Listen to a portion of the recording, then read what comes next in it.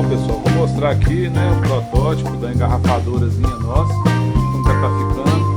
Aquela que vai te dar o tempo aqui, ó, de enchimento da garrafa, né?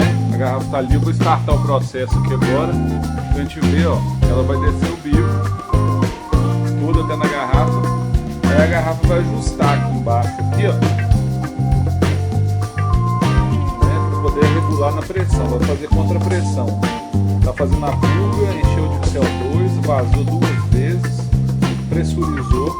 Agora ela vai liberar a cerveja, acender uma luz para poder visualizar a cerveja entrando na dentro da garrafa. Tá?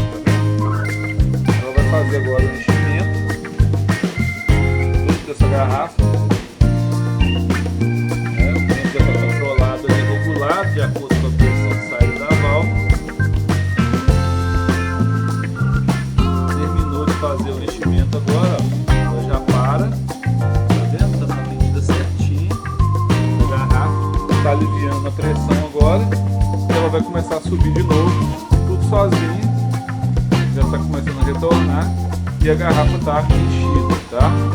Então o tempo mais ou menos médio aqui de enchimento dessa engarrafadora é de 1 minuto por garrafa.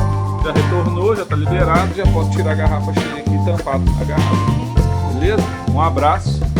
Quem interessar pelo projeto aí pode entrar em